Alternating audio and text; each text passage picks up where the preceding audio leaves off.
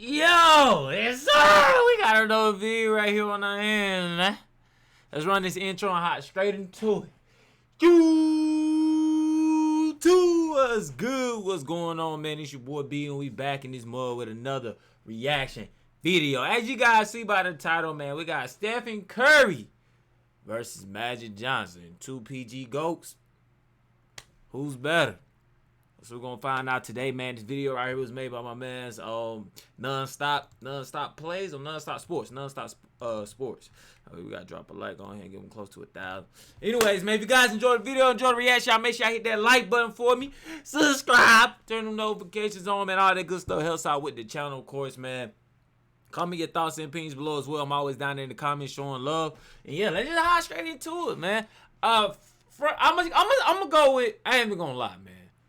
As much as Curry be, you know what I'm saying? And then you got, I'm going with Curry, bro. I got to go with Curry on this one. Even though Magic Johnson is a taller basketball player and he probably can do, Curry's just a different breed, bro.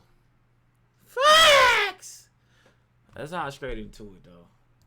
After Steph Curry dominated the 2022 NBA Finals, Andre Iguodala called Curry the greatest point guard of all time. Did Steph really bump Magic Johnson from the throne of the #1 point guard ever? Here's a detailed comparison between Steph and Magic to discover the true point guard GOAT.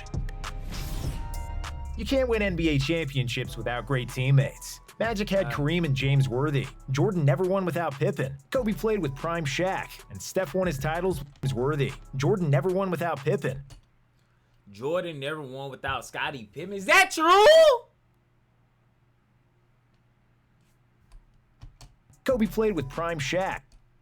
Yeah. And Steph won his titles with Clay, Draymond, and KD. But what differentiates Magic from all the guys we just mentioned was his ability to impact winning from the start. Kareem had been with the Lakers for 4 seasons before Magic arrived, and he won only 2 playoff series in those 4 years, despite winning multiple MVP titles. As soon as Magic was drafted in 1979, the Lakers won 60 games in a season and made it to the NBA Finals. Magic immediately proved that his 60 MVP titles. As soon as Magic was drafted in 1979, the Lakers won 60 games in a season and made it to the NBA Finals. Magic immediately proved that his leadership and winning mentality were at a GOAT level. Without Kareem, Magic started at center in Game 6 of the 1980 Finals, finishing with 42 points and 15 rebounds to lead the Lakers to the NBA championship, winning the Finals MVP trophy as a rookie. Johnson won another Finals MVP in his 3rd year and was an all-star in every season except in 1981 when he was that hook shot is cold. Y'all seen the hook shot though? Injured. If we account for his NCAA title in 1979, he had the best career start in NBA history. For Curry, it took him a while to transform from a skinny tweener to a superstar. He started his career as a second fiddle to Monte Ellis and nearly got traded in his 3rd season because of bad ankles. Oh, yeah. And then they got rid of Monte Ellis. Monte Ellis is still like a GOAT PG to me, you know what I'm saying? Monte Ellis was cold, bro. I remember hooping with him playing 2K. Fast as hell. Kind of give me that Isaiah. He gave me that Isaiah Thompson vibes. But let's get to it. Curry made the playoffs for the first time in year 4 and became an all-star in his 5th NBA season, which is a slower pace than any other player on the top 75 NBA players list. Steph has been a great shooter from the get-go, but overall, he wasn't as good of a player as other NBA greats in his first 3 or 4 years, and that's where Magic has a clear advantage. Magic is often considered the greatest passer in NBA history, while Curry is without any doubt the greatest shooter of all time. So you got a PG that shoot, and you got it with the dots. I ain't gonna lie. If like I was playing, I would take shooting over somebody that's passing the ball that's real good at passing.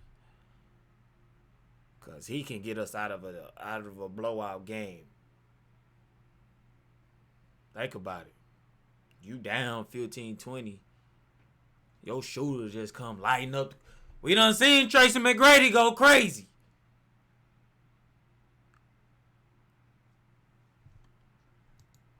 It's kind of like comparing apples and oranges in terms of offensive output, because both players are 2 of the best and most efficient players at their position, together with John Stockton and Steve Nash. Despite not being a great outside shooter, especially early on in his career, Magic has an excellent career true shooting percentage of 61%, just like Nash and Stockton, who were some of the greatest shooters ever. Johnson thrived thanks to his great transition offense, excellent post-up game, and efficient drives to the basket. Curry's true shooting is near 63%, and he's averaging 24.3 points per game in his career, which is nearly 5 points more than Magic's 19.5. However, Johnson averaged nearly 5 more assists than Curry, which would mean that he generated more points per game than Steph while being only slightly less efficient. But here, we have to take into account the difference in eras and the style of basketball that was played. In the early 80s, Magic's Lakers averaged only 20 made threes in a season, while the modern-day Warriors often make 20 threes in one game. So, Steph generates 20 in the season versus 20 in a game? Damn! more points off assists because he assisted on more three-pointers. Also, just the threat of Curry's deep bombs spaces the floor and opens up driving lanes, especially because you have to pick him up as soon as he steps into half court. Curry cannot be left open. His gravitational pull draws the defense, and it's the driving force. Does this dude still play in the league, bro? This man right here, bro. Tony Parker, Ginobili. I know Ginobili retired. Tony Parker. I'm not sure if Tony Parker retired or not. I think he did. You know, Tim Duncan is out of there. What's his name, bro? I forgot this guy's name, bro. I ain't even gonna lie.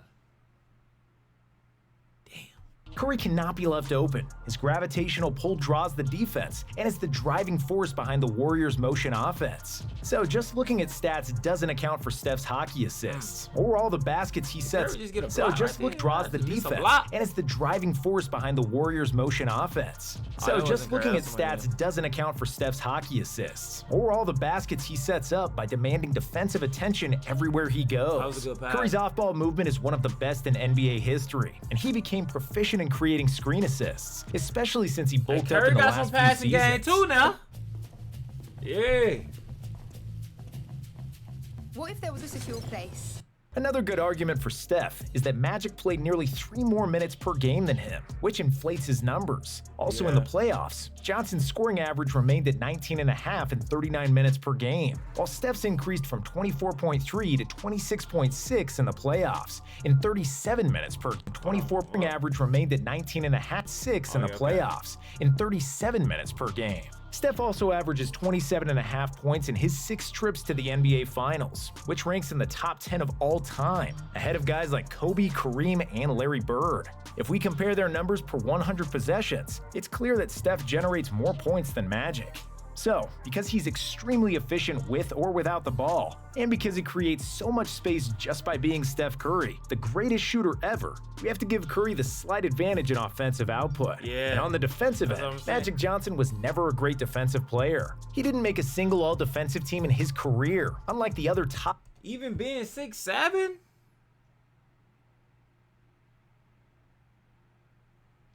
What was Magic 6'8"? How tall was Magic, bro? Let's look it up. Let's see how tall Magic was real quick, bro.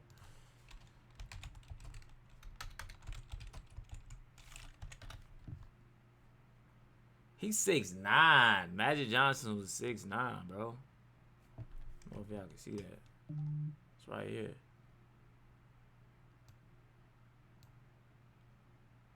6'9", dog. Damn. That's crazy. Top 10 all-time players. Even though he was fast running in a straight line, Johnson was extremely slow laterally because he was 6'9" and had a high center of gravity. In the 80s, his lack of athleticism and lateral quickness was somewhat masked because the game was played inside the three-point line, and it was easier to get steals in tighter spaces. Due to his length and basketball IQ that helped him predict what the offense was going to do, Magic even led the league in steals. But don't let the numbers fool you. Allen Iverson also led the NBA in steals because he gambled and jumped into passing lanes. But he was by all accounts a terrible defensive player. If Magic played in today's pace and space era, he'd probably get exploited and targeted on every possession. Yeah, that height kind of like slow because he probably is not as athletic as a lot of guys as his height. Like, look at Giannis. You got Giannis out here. You got KD. Probably definitely a lot quicker than Magic Johnson, bro. I ain't even gonna lie. We got to keep it 100. And it wouldn't be pretty. The same could be said for Steph Curry, whose small frame always made him a mark for opposing offenses. Curry was never a great defensive player in the past, but that has now changed. Steph has been gained bulking some up, weight, adding 15 pounds of muscle from his first championship year until now. He's no longer getting killed on screens and does not get bullied on switches by bigger guards and wings. In the 2022 NBA Finals, Boston tried to wear switches by bigger guards and wings. In the 2022 NBA Finals, Boston tried to wear down Curry by constantly attacking him. Jason Tatum and Jaylen Brown targeted him in isolation, while Horford and Smart tried to beat him up in the post. Bulked up Curry just shrugged it off, and the Celtics scored a measly .79 points per chance on possessions when they attacked Curry in isolation. Steph's improved strength, mobility, lateral quickness, and willingness to hustle made him into a plus defender, which is exceptional for a player past the age of 30. While he certainly isn't going to get selected for the NBA All-Defensive team, Steph has become one of the better defensive guards in the NBA, and he now has a clear advantage over Magic in this department. However, it's always difficult making player comparisons from different eras. Contrasting rules, non-identical competition, and technology gaps are all factors that are nearly impossible to compare. But athletes from the modern era are generally faster, stronger, and more athletic than the athletes from the 70s or 80s. Bill Russell might be the winningest player of all time, but his 210-pound Chuck Taylor-wearing skinny body would be barbecue chicken if he played against prime Shaq. If a 2013 LeBron got into a DeLorean and traveled back in time to play basketball in 1963, he'd probably average 75 points per game. He said he'll average 75 points a game. That's crazy, bro. Aside from physical dominance and modern technology, players today are just much more skilled. They handle and shoot the ball better, and are tactically more advanced. Most players spend their summers in the gyms, with shooting coaches, nutritionists, and personal trainers. So if you want to know who would be a better player, prime Steph Curry from 2022 or prime Magic from the late 80s, the answer is pretty straightforward. Steph is a far superior shooter who doesn't even need to have the ball to be effective, and he became a much better defender. If a 2022 Steph time traveled to 1980, he'd easily average 40 points per game. If you don't believe us, go watch Magic Johnson's Game 6 highlights against the Sixers in the 1980 Finals. The Sixers were so slow in transition, and Magic outran them for nearly half of his 42 points, and they left him open on many jump shots, which were all two-pointers. If Steph Curry played in that game, with his ability to nail threes from 30 feet, it would be like hitting practice shots, because nobody would even guard him that far out. Magic's biggest advantage was his pace, ball handling, basketball IQ, and size in the post against smaller guards. A 6'9" point guard was a phenomenon in the 80s, but today's NBA is full of big guards that can handle the ball. If Magic played in today's fast-paced NBA, he wouldn't have a physical advantage, and he would always be guarded by tall, athletic demons such as LeBron, Kawhi, or Giannis. Because he didn't have a great jump shot, defenders would treat him like Ben Simmons or Draymond, backing off him and forcing him to take tough and inefficient shots. Defenses in the 80s weren't as good as some old heads like to brag. They were only allowed to foul harder. Even with the hand-checking rules in the 80s and the 90s, Steph Curry would dominate with his shooting and his superior ball handling, especially the 2022 buff version of Steph that couldn't get physically bullied. And because he is extremely well-conditioned, Steph would run circles around everybody, and players in the 80s would get dizzy trying to find him on the floor. So, in a Space Jam scenario, where we'd have to pick one point guard to save the Earth from I've yet to see that LeBron James joint. Stars in a basketball game, we'd take 2022 Steph over 1987 Magic, any day of the week, and twice on a Sunday. He say any day of the week and twice on a Sunday. Hey, look, man, I got to keep it 100. I chose Steph in the beginning, bro.